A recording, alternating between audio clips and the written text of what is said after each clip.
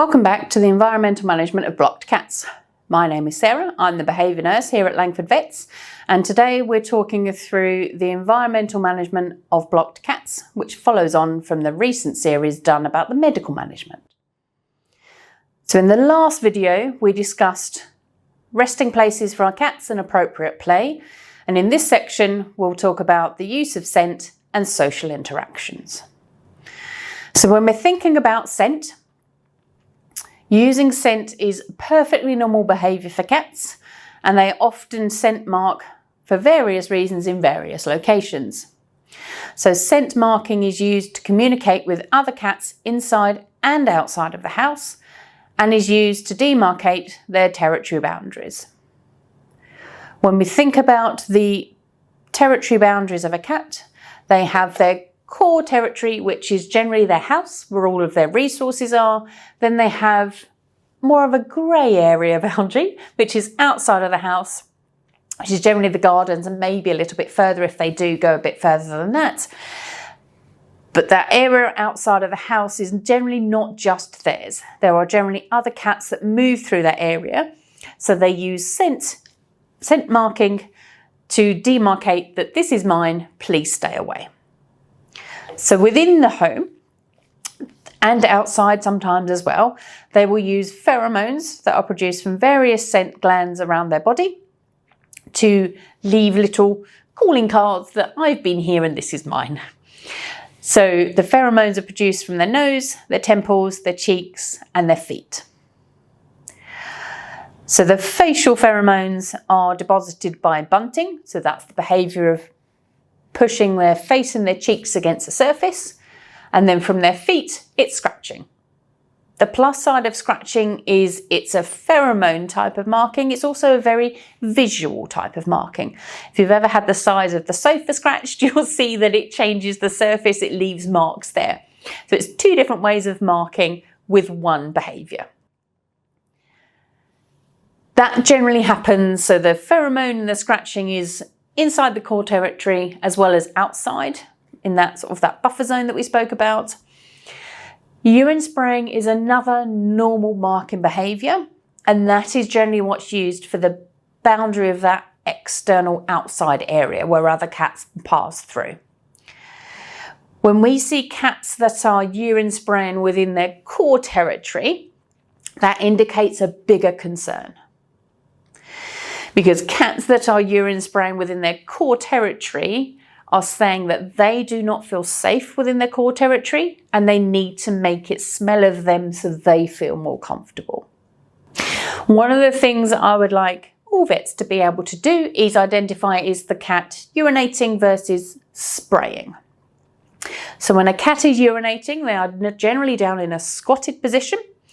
Their tail is relatively relaxed, it's not necessarily held straight upright, and they will generally void a whole bladder's worth of urine. It tends to be on vertical surfaces. If a cat is urine spraying, they tend to do this more in a standing position. Their tail tends to be upright behind them and quivering a little bit, and it's a small amount of urine that is deposited on a vertical surface. There is always the exception to the rule, but generally there are the two things and how to differentiate between the two. If a cat is urinating outside of the litter tray, that is one sort of behaviour we need to think about, and that's potentially got some medical elements to it that need investigating as well. If a cat is spraying in the house, that can still have medical components to it, but that may be leaning more towards behavioural components as well. So urine spraying is outside of the remit of this, so we're not going to go into any more detail than that, but learning to differentiate between spraying and urinating can be really helpful.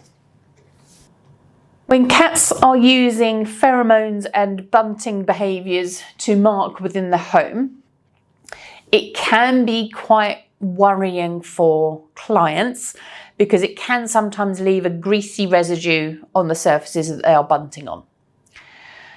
So We need to try and encourage our clients to resist the urge to clean these areas where the cat's been bunting, because the cats are doing it for a reason. They are doing it to try and make their core territory feel as safe and secure as possible, which is one of the basic environmental needs of all cats, is to feel safe and secure in their core territory. If our clients are concerned about marking areas or damaging paintwork and things where they've been bunting, then what you can see in the picture is an example of a corner groomer, such as it's called, where you can pop this on the corner of a door frame, on the corner of a wall where a cat likes to mark, and because it's got little bristles on it, it will encourage the cat to bunt onto that rather than onto a wall without it. It then stops the wall getting damaged, but still provides the cat an appropriate outlet for their normal scent marking behaviours. Following along with providing appropriate areas for scent marking, we need to make sure that all of our cats have got access to scratching posts, whether they are fully inside, part-time inside or fully outside. We need to make sure that they've got areas where they can appropriately scratch. The list of scratching posts is endless, and it boils down to personal preference for the cat. Some cats like horizontal scratches, some like vertical, some like a bit of both. Some cats have texture preferences as well. So it's trying a few different options, see what the cat prefers, and then providing that for them. A low cost but quite effective scratch post that's generally available are trees, not the whole tree, twigs I should say, logs and that sort of thing that you can bring home, pop in your garden, or put in an area of the house where you can allow the cat to scratch them. So we don't have to spend a lot of money on elaborate cat trees. Sometimes we can use things that we find in the environment and bring them home for the cats to scratch. The other thing to think about with their use of scent is to avoid strong smelling cleaning products or any other products within the home. So litter tray cleaners, detergents and that sort of thing, because it will definitely affect the cat's scent deposits around the house, but also because cats have got very sensitive sense of smells, it can sometimes be quite aversive with these strong smelling products being used in the house. So things like bleach, generally advise against using them when the cat's in the house. Definitely shouldn't be using them for cleaning litter trays. And if we do use them around the house, make sure that we ventilate the room and we make sure that it's completely clean and dry before we let the cats back into that area, to reduce the effect of any of these strong smelling products as much as possible. We have several different types of artificial pheromone products available that can help with our cats.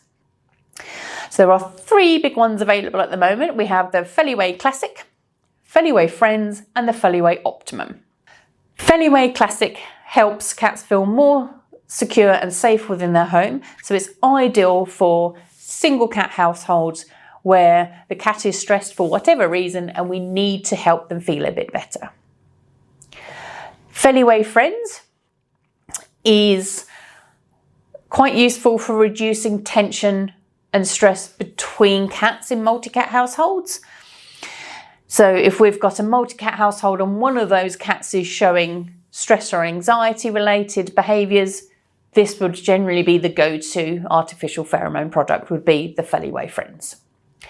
The Feliway Optimum is somewhere between the two, is that it's a new pheromone complex that can help with cats feeling safe and secure within the home, can help reduce tension and stress, and almost combine the Classic and the Friends together in one plug-in. Okay.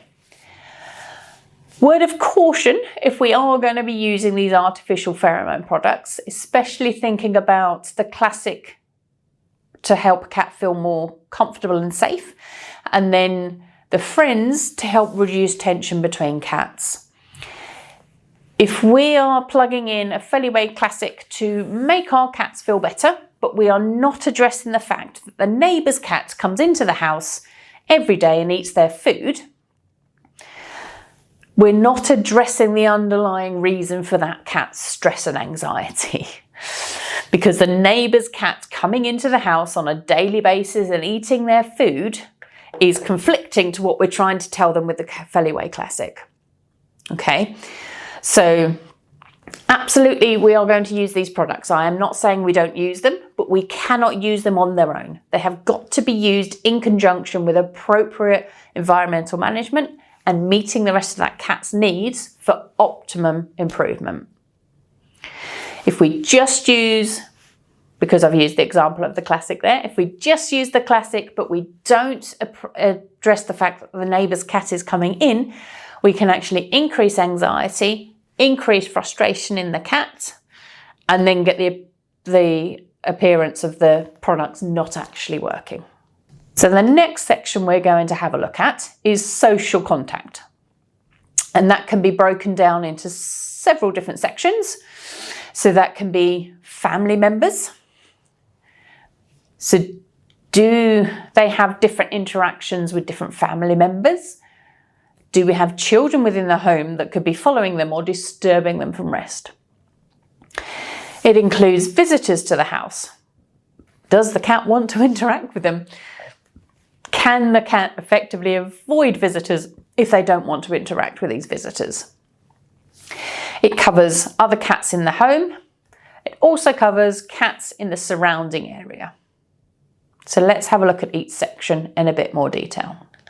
One of the big things to remember with social contact with people, whether that's family or visitors, is do not force the interaction. If the cat wants to interact, the cat will interact. If the cat doesn't, leave them alone. So if they want to approach and they initiate an interaction, great, let's have a brief interaction, keep it short and sweet, leave them wanting more, and then let them walk away. If at any point they stop reciprocating the interaction or they move away, let them go. Don't follow them. Don't try to continue the interaction. Don't try follow and then restart the interaction. If a cat is walking away, it's saying quite clearly, no thank you, I'm done, and moving away. It's had its quota of social contact with you and it might come back later, but for now, I'm done, I'm moving away. One of the biggest things that can add some consistency and reduce frustration with interactions with any animal, but especially cats, is adding in some sort of verbal cue before we touch them. So that can literally be as simple as saying the word fuss before you touch the cat. So you say fuss, you give them a scratch, you stop, you let them make a choice. If you say fuss and they move away, they've quite clearly said, no thank you, do not want that interaction. If you say fuss and offer your hand and they lean forward into your hand for an interaction, you can pet them. Think about where we're petting them. Gentle stroking of the head and around the cheeks is generally preferable to a full rough them up all over or a belly rub. But again, keep it short. Couple of strokes, stop. Say it again. Fuss, offer the hand. Give the cat the option to opt out as often as possible. Watch for tail flicking when you're having interactions with the cat. Cats don't tend to wag their tail like dogs do. Tail flicking in cats normally means they're getting frustrated and they're getting to the point when they're about to tell you they're getting frustrated. So when it comes to social contact with people, it often means that they don't want to be touched anymore. So adding in a communication cue, so a verbal fuss before we touch them, keeping it short and sweet, generally stroking around the head and the cheeks, watching for that tail flicking. If we see any tail flicking, hands off, let the cat move away. If the cat doesn't move, then you move away. Let's have a think about multi-cat households. So, when we've got more than one cat within a house, what we need to think about is it a social group? So do they live together and have they got some sort of social bond, or are they solitary individuals? So what do we need to be thinking about? What can give us indicators that we've got a social group versus solitary individuals? We need to be thinking about, is there any allogrooming? Is there any shared scent profile? So do they greet each other and rub each other's faces when they greet? So sort of face-to-face rubbing as they greet. Do they rub each other's bodies or not when they're greeting? Do they rest and sleep next to each other, touching each other? Or are they in the same area, on the same bed, but at completely different ends of the bed, not touching or even looking towards each other? Do they play appropriately together? And this is a big one where you might need to get videos of the cats playing nicely together. And I say that in inverted commas for a reason, because a lot of the videos that we see is actually one cat trying to repel the other. They are not playing chase. They are not running around having fun. One cat is clearly trying to get the other cat to move away. So if they like to play chase, again, inverted commas, we need to make sure it's not one-sided chasing. It's actually reciprocal play and appropriate play. And then the other thing that I mentioned at the beginning was allogrooming. Do they groom each other or not? And a big red flag to have your eyes and ears open for is where they are grooming. Licking the top of each other's head, or one cat approaching a cat that's resting on the bed and then going straight up and licking their top of their head, is not polite. That is actually antagonistic behaviour, and it often leads to an escalation where we'll see the cat that was resting trying to get the other cat to move away. So that's where we see, the Fluffy approaches the cat that's resting, Fluffy licks the top of their head, and then they play chase. Well, probably not. Exception to the rule maybe, but probably not. Fluffy is being antagonistic by licking the top of their head. The cat that is resting gets frustrated and pushes the other cat away by chasing them. Okay, so if we've got a social group, they will be able to share resting places and toys. They will be able to rest next to each other on the same sofa, the same bed. So when it comes to thinking about resources and meeting their needs for a social group, they might be able to share resting places and toys, but they should always have access to their own individual food and water areas and their own litter trays. If we go through that list and we think, well, there's no facial rubbing, there's no body rubbing, they're never in the same room together, let alone sleeping on the same area together, it's always one-sided chasing and it's only ever licking on the top of the head, then we've probably got solitary individuals rather than a social group. The easiest way to think about solitary individuals is they are roommates. They are not closely bonded. They are not wanting to be near each other, interacting with each other. They are literally roommates. And you might even find that they have got their own set up timeshare where different cats have access to different areas within the home at different times, so they avoid each other as much as possible. If we have a think about social contact in the terms of cats outside of the house, seeing cats outside of the house is a huge stressor for most cats. So when we're thinking about, we've seen cats outside, what do we do? Is this contributing to our patients' stress levels, our patients' frustration levels? Could this be contributing to medical disease caused by stress? We need to have a think about a few things. Can the other cat get into the house? How I want you to think about this is, how would you feel if you are in your lounge, relaxing, reading your book, watching the TV, whatever you like to do, and somebody walks in your back door, goes to your fridge, helps themselves to your food, and then goes and sleeps on your bed? This is what cats are going through if other cats could get into their house. Okay, they've got that constant anxiety, fear and frustration around, there's another cat in the house. they're eating my food, they're approaching my resources, that can significantly impact this cat's physical and emotional health. We need to think about resource locations. So if their food and water is in the kitchen next to the patio door, but there is always a cat outside looking inside the patio door at them, that is extremely stressful. They've got no privacy for when they're eating and drinking. Which leads on to privacy full stop.